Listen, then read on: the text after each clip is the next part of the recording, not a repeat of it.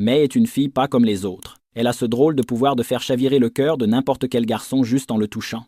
Dès que son cœur bat trop vite, une sorte d'électricité magique parcourt son corps. Et bien sûr, Mai est complètement folle de Si-Hong, le nageur le plus populaire du lycée. Mais lui, il ne lui accorde même pas un regard. Pire encore, un jour, il la bouscule avec son parapluie sans même s'excuser. Classe, non? En cours, Mei tente de bloquer son passage pour obtenir un minimum d'attention, mais Si-Hong la fusille du regard, agacée. Elle ose le confronter sur son attitude impolie, mais en se précipitant, elle trébuche et tombe directement dans ses bras musclés. Et là, leurs yeux se croisent. Un instant suspendu, comme si une connexion éternelle venait de naître. Mais, complètement gênée, Mei s'enfuit en courant. Pendant ce temps, sa meilleure amie Daisy interviewe les nageurs du lycée.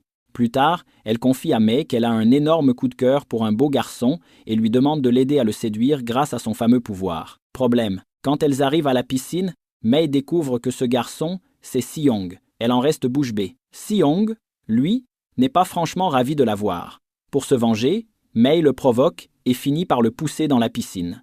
Les copains de Si-Hong avouent qu'il n'a jamais eu de petit ami. Alors que Mei s'apprête à utiliser son pouvoir sur lui, un mystérieux garçon débarque et gâche son plan. Mei explique ensuite à Daisy qu'elle ne devrait pas tomber amoureuse de Si-Hong, qu'il n'est pas un mec bien. Mais Daisy est tellement accro que Mei décide quand même de l'aider. Elle commence à filer Si-Hong comme une détective. Sauf qu'au moment où elle va enfin le toucher, c'est Kim qui, par un pur hasard, se retourne et tombe fou amoureux d'elle. Oups, le cœur de Kim s'emballe, il est aux anges, mais Mai réalise vite qu'elle s'est trompée de cible et s'éloigne. Quand Daisy lui demande si ça a marché, Mai lui ment et dit que oui. Pendant ce temps, Si-Hong, qui commence à ressentir des choses, fixe le Pikachu de sa bien-aimée et pose des questions sur Mei, ce qui choque tout le monde. Apparemment, il n'avait jamais parlé de filles auparavant. Si-Hong aperçoit Mai en train de courir et décide de la suivre. Si t'aimes les dramas que je partage ici, abonne-toi pour ne rien rater des prochains. Elle, de son côté, essaie de récupérer la tête d'un Pikachu qu'un vendeur lui réclame, exigeant qu'elle le paie. Agacée par la situation, Si-Hong rend le Pikachu à Mai et lui dit de ne pas être cruel avec une fille aussi jolie. Mai le prend par le bras, mais dès qu'elle réalise qu'il ressemble à un vrai couple, elle lâche aussitôt sa main. Si-Hong s'approche d'elle avec une intensité désarmante et déclare qu'il veut devenir l'homme parfait pour elle. Quand Mai trébuche, il la rattrape doucement par la tête, prêt à l'embrasser, mais elle se détourne, rongée par la culpabilité de trahir son amie Daisy. Pendant ce temps, Si-Hong, perdu dans ses sentiments, se rend chez le médecin en disant qu'il est amoureux et qu'il ne cesse de fantasmer sur un baiser avec cette fille. Problème. Il découvre que ce médecin n'en est pas vraiment un, mais Pan Pai, le responsable du département des sports du lycée. Un peu plus tard, Mai est en classe. La prof se met à la gronder sans aucune raison, mais Si-Hong la défend devant tout le monde. Puis, sans prévenir, il lui déclare son amour éternel, sous les rires moqueurs des élèves. Rouge de honte, Mei finit par lui dire qu'elle ne l'aime pas, que tout ça n'était qu'un malentendu. Et là, bam, la mère de Si-Hong débarque et lui demande si Mei est sa petite amie. Même si Mai nie tout, la mère de Si-Hong insiste pour l'inviter à déjeuner et l'accueille avec une gentillesse folle. Mei est hyper mal à l'aise, mais toute la famille de Si-Hong est en effervescence. Jamais il n'avait ramené une fille à la maison. Soudain, Mei se cogne le genou et découvre que Si-Hong cache une blessure à la jambe. Il fait tout pour que personne ne le sache, car s'ils l'apprennent, il sera exclu de l'équipe de natation. Plus tard, il tente d'offrir un cadeau à Mai, mais Pan Pai, un vieil ami, débarque. Il semble jaloux, comme si quelque chose de plus existait entre eux. Pendant ce temps, Daisy tombe sur une photo de Mei et Si-Hong ensemble et lui demande s'ils sortent ensemble. Si-Hong répond que non. C'est qu'en réalité, le pouvoir de Mei ne dure que 24 heures. Le lendemain, Si-Hong ne comprend même pas pourquoi il a envoyé des messages aussi gênants à Mei. Quand elle réalise que son charme n'agit plus sur lui, elle reprend son plan initial pour aider Daisy à le séduire. Elles élaborent une stratégie où Si-Hong doit sauver Daisy d'une fausse noyade. Mais le plan déraille. Si-Hong rate sa mission, tombe à l'eau avec Mai, et sans faire exprès, elle lui vole un baiser électrique qui rallume instantanément son cœur amoureux. L'électricité se propage dans l'eau, et, incroyable mais vrai, Daisy se met à avoir un crush sur Eva, l'amie de Si-Hong qui tentait de la sauver. Si-Hong tente de toucher Mai, mais à cause d'un étrange effet secondaire, sa voix devient féminine. Paniqué et complètement embarrassé, il s'enfuit pour se cacher dans sa chambre. Eva essaye de l'aider avec des techniques bizarres, mais impossible de retrouver sa voix normale. Déterminé, Si-Hong retrouve Mai et la plaque contre un mur. En entendant sa voix fluette, Mai éclate de rire. Furieux mais désespéré, il la supplie de lui rendre son ancienne voix. Mai accepte, mais lui impose une condition. Il doit faire quelque chose pour elle. Résultat, Si-Hong passe toute la journée avec elle, les yeux pleins d'un amour si intense que Mai en est gênée. Elle finit par lui demander d'arrêter d'être aussi collant. Mais quand d'autres filles commencent à lui tourner autour, Si-Hong déclare fièrement qu'il appartient à Mai avant de partir à ses côtés, sous leur regard médusé.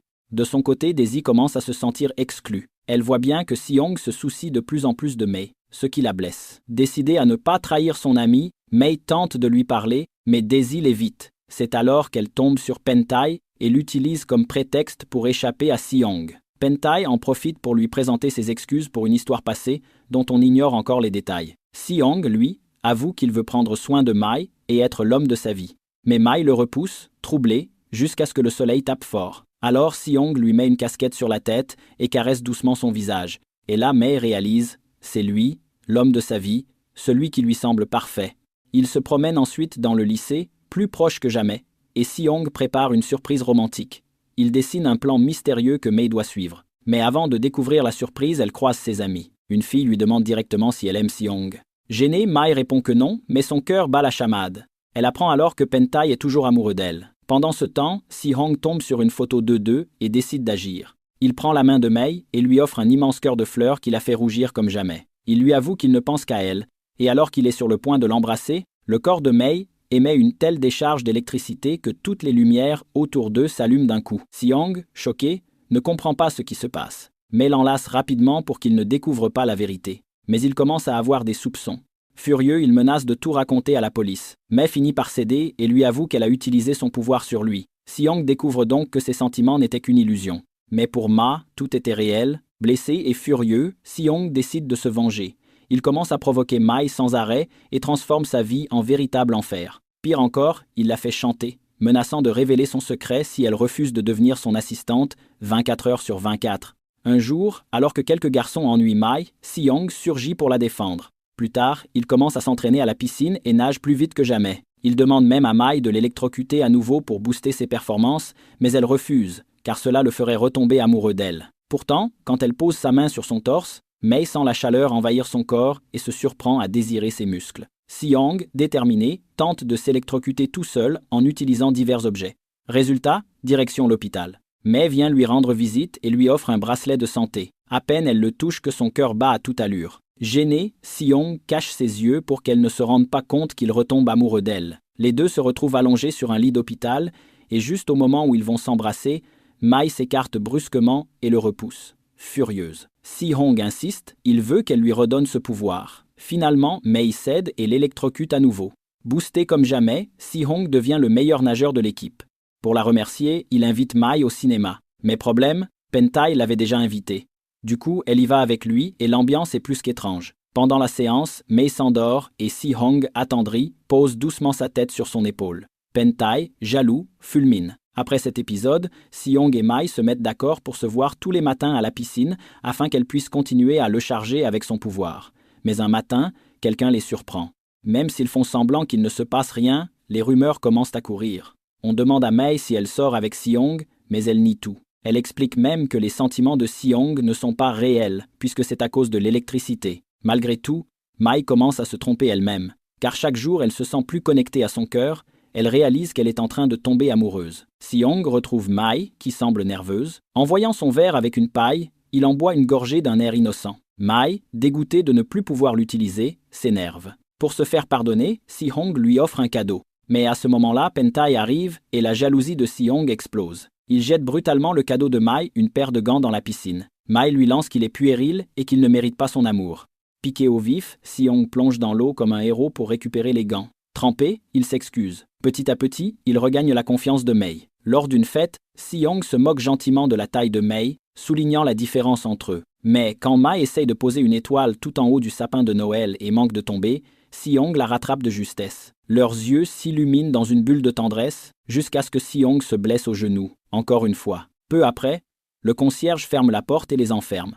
C'est là que Si-Hong avoue à Mai qu'il a cette vieille blessure au genou, héritée d'un accident où il a sauvé un enfant renversé par une voiture. Mai, touchée, confie qu'elle aussi a utilisé son pouvoir pour sauver quelqu'un, mais que sa famille souffre à cause de ce don étrange. Désormais, elle veut juste obtenir de bonnes notes pour rendre ses parents fiers. Plus tard, pendant un cours de kinésithérapie, le professeur annonce qu'il faut un partenaire pour les exercices. Alors que Si-Hong discute avec d'autres filles, il se précipite pour dire qu'il veut être celui de Mai. Pendant l'examen, Mei masse doucement le visage de Si-Hong, ses mains glissant sur son corps avec une tendresse troublante. Le professeur, témoin de la scène, se doute bien qu'il y a quelque chose entre eux. Mais tout bascule lorsqu'un harceleur apparaît au lycée et se met à suivre Mai. Grâce à son pouvoir, elle le tétanise, et l'homme s'enfuit en courant. Elle le dénonce à la police, mais personne ne la croit. Comment une fille aussi frêle aurait-elle pu mettre KO un voleur? Mei est prête à révéler son secret pour se défendre, mais Si-Hong l'en empêche. Ensemble, ils élaborent un plan pour piéger le harceleur. Lors d'une soirée, épuisé, Mei s'endort sur l'épaule de Si-Hong. Il se penche pour déposer un baiser sur ses lèvres, mais soudain, le harceleur réapparaît. Si-Hong se lance à sa poursuite, et dans la confusion, il trébuche avec Mai. Le choc les fait tomber l'un contre l'autre, leurs lèvres se touchent dans un baiser électrique, doux et inattendu. Finalement, ils réussissent à attraper le harceleur et découvrent qu'il n'est autre qu'un agent de sécurité du campus. Le lendemain, Si-Hong demande à Mai de l'encourager pendant une compétition de natation. Mais coup de théâtre. L'événement tombe en même temps que l'anniversaire de Pentai, qui compte lui faire une déclaration d'amour. Mei choisit d'aller à la fête. Quand Si-Hong l'apprend, il est anéanti, comme si on lui avait arraché le cœur. Le jour de la compétition, Si-Hong nage mal, complètement démotivé. Voyant la course en direct sur son téléphone, Mai réalise sa bêtise. Elle accourt à la piscine, mais trop tard. Ses amis lui annoncent que Si-Hong a terminé dernier, le cœur brisé. Les jours passent sans qu'ils ne se parlent. Un soir, rongé par la rage, Si-Hong s'entraîne jusqu'à l'épuisement. Mei le retrouve inconscient dans la piscine. Paniquée, elle le sort de l'eau et presse ses mains sur sa poitrine. Comme il ne réagit pas, elle tente la respiration bouche à bouche, encore et encore, jusqu'à ce qu'il revienne à lui. C'est à cet instant que Si-Hong découvre la vérité. C'était Mai qui l'avait sauvé du fameux accident où il s'était blessé au genou. Ému, il l'embrasse avec une douceur infinie, comme pour la remercier de lui avoir sauvé la vie. Mais quelques secondes plus tard, il perd connaissance et Mei court chercher de l'aide. Si-Hong se réveille à l'hôpital, le front brûlant de fièvre. Mei pose sa main sur son front, inquiète. Elle s'apprête à appeler l'infirmière, mais il lui attrape la main et lui demande de ne jamais le laisser seul. Il veut lui dire qu'il sait que c'est elle qui l'a sauvé ce jour-là, mais ses amis débarquent et coupent la conversation. Peu après, Pentai demande à voir Mai. Il lui avoue ses sentiments, lui déclare son amour comme un dernier espoir. Mais Mai, le cœur sincère, lui répond qu'elle aime Si-Hong et qu'elle veut passer sa vie à ses côtés. Elle se précipite alors pour rejoindre Si-Hong à l'hôpital, mais lui apprend qu'elle est déjà partie. Pris de panique, il croit même qu'elle est morte. Ses amis finissent par lui dire qu'elle est retournée à l'université. Problème, l'université n'autorise pas les filles. Alors, ses amis couvrent Mei d'une grande cape et la font passer en douce dans la chambre de Si-Hong. Là, il se retrouve enfin seul. Mei prend soin de lui apporte de la nourriture, et leurs regards se croisent dans un silence rempli de tendresse et de chaleur. Mais en sortant de la chambre, Mei tombe sur le certificat médical que Si-Hong a volé. Il l'empêche de l'ouvrir, la serrant dans ses bras. Pressé de questions, il finit par avouer la vérité. S'il découvre sa blessure au genou, il sera banni de l'équipe de natation. Blessé dans son orgueil, Si-Hong s'isole. La mère de Si-Hong appelle alors Mei à l'aide, lui demandant de convaincre son fils de reprendre les entraînements. Quand Mai arrive, il range précipitamment sa chambre pour ne pas paraître négligé. Mais elle trébuche et tombe dans ses bras, dans une position ambiguë, pile au moment où la mère de Si-Hong entre dans la pièce. Gênée, Mei tente de partir, mais la mère les retient et commence à montrer des photos embarrassantes de Si-Hong enfant. Rouge de honte, il expulse sa mère du dortoir. Plus tard, il remercie Mei pour tout ce qu'elle fait pour lui. Elle, de son côté, lui confie qu'elle faisait de l'athlétisme avant, mais qu'elle a tout arrêté en découvrant son pouvoir. Si-Hong encourage Mai à reprendre le sport, lui rappelant combien elle brillait autrefois. Touchée, elle décide de se remettre à l'entraînement. Mais un jour, en plein effort, elle fait une hypoglycémie et vacille. Si-Hong accourt aussitôt, pose ses mains sur son visage et la regarde avec une fierté infinie. Mais, épuisée, murmure qu'elle est trop fatiguée. Alors, sans hésiter, Si-Hong la porte sur son dos jusqu'à chez elle. Quand ils arrivent à la maison, le père de Mei, suspicieux, demande pourquoi sa fille agit de façon si étrange. Mei improvise un mensonge pour éviter les questions gênantes. Plus tard, Si-Hong passe par la boutique de ses parents. Le père de Mei le regarde de travers, croyant qu'il est son petit ami. Mais, toute rouge, dément et dit qu'il est seulement un ami. Sa mère, elle, les laisse seuls, lançant des sous-entendus gênants comme quoi ils devraient s'embrasser un peu, mais ne sait plus où se mettre. Daisy, de son côté, lui conseille d'acheter un petit cadeau pour Si-Hong. Mais hésite, regrette son achat et tente de le cacher. Mais trop tard, Si-Hong le découvre et ils finissent par se disputer. Leurs visages se rapprochent dans un moment de tension presque romantique. Mais une interruption les force à reculer, comme si de rien n'était. Peu après, Mei décide de participer à une course de relais. Si-Hong s'inquiète, et si la pluie tombait, son électricité pourrait blesser quelqu'un. Le jour de la course, le partenaire de Mei trébuche. Si-Hong, sans réfléchir, attrape le témoin et le tend à Mei, lui permettant d'accomplir son rêve d'enfant, franchir la ligne d'arrivée. Mais la joie est de courte durée. Alors qu'elle célèbre sa victoire, Mei s'écroule d'un coup. Les gens accourent pour l'aider, mais soudain la pluie commence à tomber. Apeurée, Mei crie à tout le monde de reculer, de peur de les électrocuter. Tous s'éloignent, sauf Si-Hong. Il s'avance, déterminé. Mei le supplie de s'éloigner, terrifié à l'idée de lui faire du mal. Mais Si-Hong s'en fiche complètement. Il lui dit qu'il préférerait mourir à ses côtés plutôt que de la laisser seule. Sous la pluie battante, il la serre fort dans ses bras, déclarant son amour avec toute la force de son cœur. Et là, ils s'embrassent passionnément, un baiser qui fait disparaître toute l'électricité tourmentée de Mei. À cet instant, ils deviennent officiellement un couple, inséparable et fou amoureux. Si-Hong avoue qu'avant de connaître Mei, il n'avait jamais ressenti ce genre de sentiment. Il ne savait même pas comment plaire à une fille. Mais avec elle, il se sent enfin lui-même. Mei lui répond qu'elle l'aime exactement comme il est, avant de l'embrasser tendrement. De son côté, Pentai est rongé par la jalousie. Lors d'une soirée, il boit trop et s'emporte, criant qu'il veut que Mei revienne vers lui. Mei parvient à le calmer et appelle Si-Hong pour qu'il vienne l'aider. Mais Pentai arrache le téléphone des mains de Mei et hurle que elle est à lui. Affolé, Si-Hong fonce pour la sauver.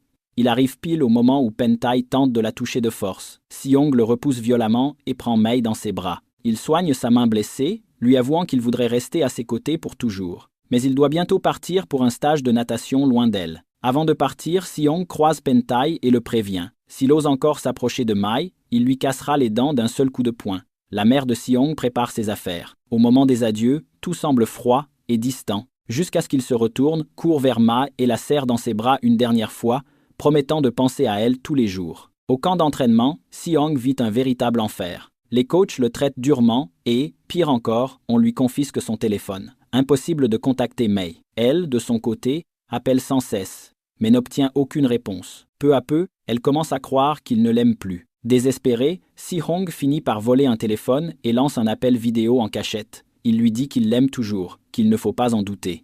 Mais pendant ce temps, Mei va de plus en plus mal. Son pouvoir devient instable, presque dangereux. Un jour, elle s'évanouit et ses amis la trouvent inerte. Inquiet, Si-Hong leur demande de prendre soin d'elle à sa place. Après quelques jours de repos, Mei décide de lui faire une surprise et se rend au camp. Quand Si-Hong la voit, il est bouleversé. Il caresse son pansement et la serre contre lui comme s'il voulait sentir chaque battement de son cœur. Ils se taquinent, riant ensemble, puis s'embrassent passionnément, comme si le temps s'était arrêté. Pourtant, Mei remarque rapidement que Si-Hong est très apprécié des autres filles. Pour marquer son territoire, elle écrit son prénom sur la veste de Si-Hong, histoire de bien montrer qu'il est à elle. Malgré la distance, leur amour grandit. Mais une rumeur éclate. On accuse Si-Hong d'utiliser des substances interdites pour guérir sa blessure. En réalité, tout est dû à l'électricité de Mei. Quelqu'un commence à le menacer, affirmant qu'il va révéler le secret de Mei. Si-Hong se sent coupable de la mettre en danger. Mei mène alors sa propre enquête et découvre que le numéro de téléphone des menaces appartient à Se-Haru, un coéquipier jaloux de ses performances. Si-Hong confronte Se-Haru, qui finit par avouer tout. Grâce à cela, la réputation de Si-Hong est rétablie et il gagne la première place de la compétition. Pendant ce temps, Mei prend une décision désespérée. Elle avale une grande quantité de comprimés pour tenter de se débarrasser de son pouvoir. Mais le résultat est catastrophique. Son état empire. Elle subit alors une thérapie secrète et extrêmement douloureuse dans l'espoir de se guérir. À sa sortie de l'hôpital, elle tremble de tout son corps. Ses amis, inquiètes, la retrouvent et la mettent au lit. Si-Hong reste auprès d'elle et, croyant que son pouvoir a enfin disparu, Mei l'embrasse de joie. Ses parents, curieux, demandent à Si-Hong s'il aime leur fille. Il répond oui, sans hésitation, et gagne leur approbation. Mais rapidement, Mei commence à ressentir des effets secondaires de la thérapie. Épuisée, elle s'endort sur l'épaule de Si-Hong. Pour la reposer, il l'emmène dans un petit hôtel romantique où il ne reste qu'une seule chambre. Mei prend une douche et se lave les cheveux. Voyant qu'elle est mal à l'aise, Si-Hong l'aide avec une délicatesse infinie, ce qui la rend encore plus nerveuse. Pour ne pas la gêner, il décide de dormir dans un autre lit. Le lendemain, il se promène main dans la main, heureux comme jamais. Si-Hong réclame des bisous sur la joue, faisant fondre Mei à chaque fois. À un moment, ils tombent dans une piscine et finissent par s'embrasser avec passion, éclaboussant tout autour d'eux. Sans le vouloir, Mei électrocute légèrement la main de Si-Hong. Il ne s'en formalise pas et continue de la couvrir de tendresse. Le soir venu, ils se retrouvent allongés sur un lit, échangeant des baisers jusqu'à l'aube, comme s'ils ne voulaient plus se séparer. Plus tard, Mei est prise d'une douleur soudaine et se met à trembler dans son lit. Sa mère, affolée, la touche et reçoit un violent choc électrique. Panique totale. Mei est transportée à l'hôpital. Le médecin explique que, à cause de l'overdose de comprimés, son pouvoir est revenu, mais encore plus instable qu'avant. Pour éviter tout accident, Mai doit s'isoler. Pourtant, elle ne dit rien à Si-Young.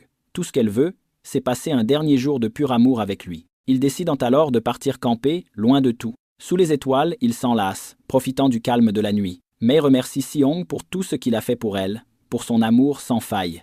Elle l'embrasse une dernière fois, comme pour graver à jamais son parfum et la chaleur de ses lèvres. Puis elle s'éloigne, le cœur lourd. Les mois passent. Mei s'est cachée dans une maison isolée. Pendant ce temps, Si-Young gagne une importante compétition et, heureux, l'appelle pour partager sa victoire. Mais elle ne répond pas.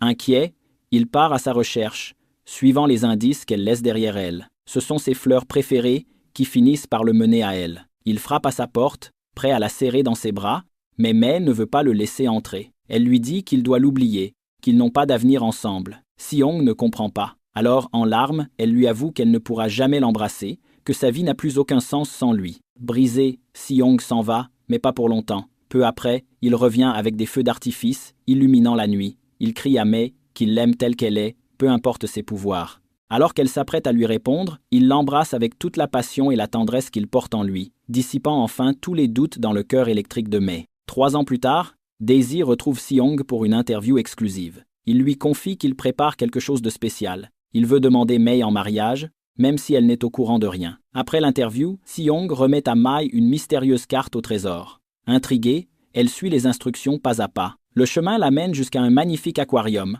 où Si-Young nage parmi les poissons, une Pokéball à la main. Il lui dévoile sa surprise. À l'intérieur de la Pokéball se cache un Pikachu, symbole du tout premier moment où il est tombé amoureux d'elle. Mais ce n'est pas tout. Juste à côté, un magnifique anneau de fiançailles l'attend. Sous l'eau, Si-Young remonte à la surface, s'agenouille devant Mei et glisse l'anneau à son doigt. Il lui demande de passer le reste de sa vie à ses côtés. Émue aux larmes, Mei accepte sans la moindre hésitation. Leurs lèvres s'unissent dans un baiser qui scelle leurs âmes blessées, comme si plus rien ne pouvait les séparer. Peu importe les obstacles, le pouvoir étrange de Mei, le temps ou les épreuves, leur amour est bien trop fort pour être brisé. Ni le vent, ni les vagues, ni aucune autre force ne pourra les empêcher d'être ensemble. Ils s'embrassent encore et encore, comme 2 âmes prêtes à tout sacrifier l'une pour l'autre.